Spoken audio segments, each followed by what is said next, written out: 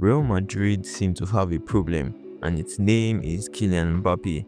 And this problem is one every educated football enthusiast saw coming. Before signing for Madrid, there were serious concerns as to how Mbappé would fit into the existing Madrid squad without tampering with their efficiency.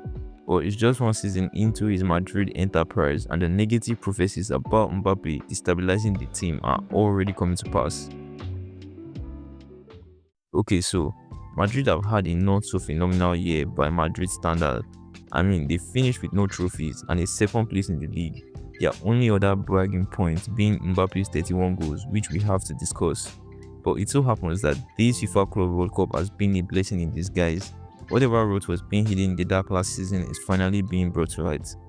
Everyone's beginning to address the elephant in the room, which is Mbappe's contributions or lack thereof to this Madrid setup.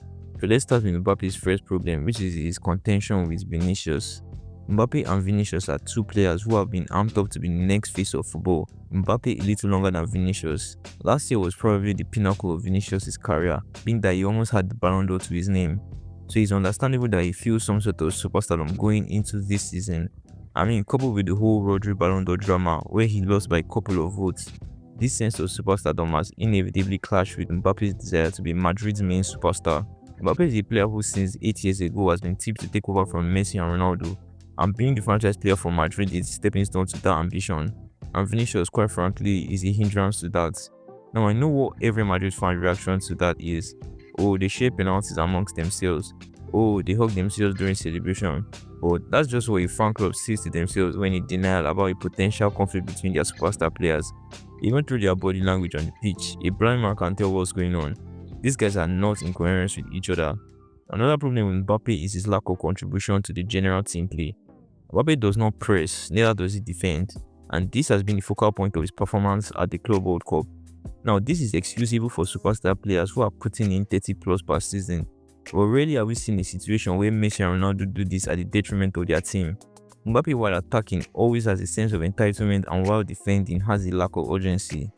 Part of this clip is the person Vitinha gave the ball to was Lionel Messi. The audacity.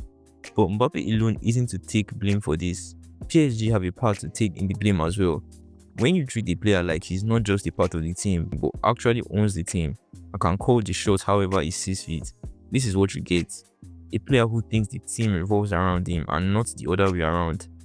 I mean, we also saw the contract he got offered, where he was given more executive power than even the sporting director. Before he left PSG, we also saw a viral clip that went round. There was a discussion between him and current PSG manager Luis Enrique. Yo te he leído que te gustaba Michael Jordan. Michael Jordan cogía de los huevos a todos sus compañeros y se ponía a defender como un hijo de puta. Tú tienes que dar ese ejemplo, primero como persona y como jugador, de ir a presionar. ¿Para qué? Para ser un líder. Porque tú piensas como que tú nos tienes que marcar goles. Claro, tú eres un fenómeno, un top mundial, ninguna duda. Pero yo no me vale. Es que el otro día tenías a dos jugadores de alto nivel para ti y no puedes ayudarnos. Tú nos ayudas en todo lo defensivo. Coges así y dices, yo quiero que te vayas de aquí por la puerta grande. Kiki, ninguna duda. Pero te lo tienes que ganar. Y te lo tienes que ganar no atacando. Atacando ya sé que eres Dios. Atacando no hay nadie como tú. Ya lo sé. Pero el día que tú no ataques, tienes que ser el mejor jugador de la historia defendiendo. Eso es un líder. Eso es Michael Jordan. ¿Sí? Sí. ¿Te queda claro? Sí. Pues ya te explicaré el ataque mañana. Vale. Gracias. Luis Enrique starts emphasizing his point by referencing Michael Jordan. You know why? Because that's the only way you can get your message across to a player like Mbappé. Associating his roles on the pitch with a sense of superstardom, giving a player this type of unchecked power will only benefit the player but affect the team in the long run. Since Mbappé left PSG, Luis Enrique has not only built a compass forward that is not reliant on any one single player, but has more importantly won the Champions League, which Mbappé has been unable to make happen for them in the last 8 years. Wow. What a coincidence. You've also seen this problem with the French national team manager, and I'm not talking about the 2024 Euros where he selfishly took the penalty from Giroud and missed woefully, thereby eliminating France from the tournament. I'm talking about his beef with the French manager Didier Deschamps. For those who don't know what happened, I'll give it to you. Mbappé was alleged to have said he didn't want to be part of the qualifying campaigns for the 26 World Cup, but only wanted to be called up for the main tournament itself. Let that sink in. Just let that sink in. So you don't want to help your team qualify for the competition, but want to come collect the credit during the tournament after they've already qualified. But Didier Deschamps wasn't having none of that. Don Carlo Ancelotti isn't like Deschamps though. He's more of a light-hearted coach. He gives players more freedom and lets players express themselves as freely as they can. Now, that's a good thing, especially if you're trying to build a confident and coherent squad. But doing this in a team like Madrid, where they are like 4 Ballon d'Or contenders, removes a necessary restriction in overall team gameplay where they ought to be. Can never be Pep Guardiola. Can never. And so Xabi Alonso is going to be faced with a tough task while dealing with Mbappé. He's going to need to demand defensive responsibilities from Mbappé and Vinícius also. And let's not act like Vinícius has been great defensively this past season either. For some reason, he seems to have also developed a refusal to defend, unlike in the previous seasons. I'm guessing it's probably because he sees the privilege being given to Mbappé and wants a slice of that pie as well. If necessary, Florentino Perez may have to step in to give Alonso the necessary executive backing he needs. Another group of people I would like to address are football fans. Mbappe's state of ego wouldn't be possible without all of us.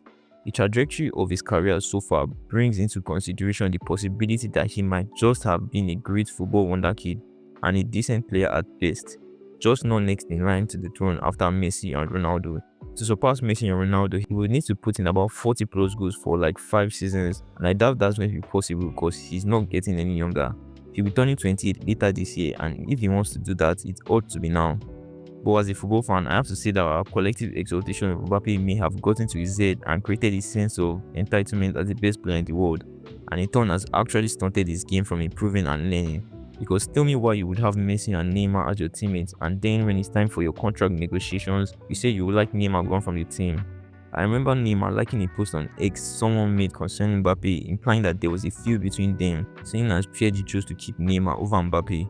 Moving forward, Mbappé is going to need to adapt to Madrid and not the other way around.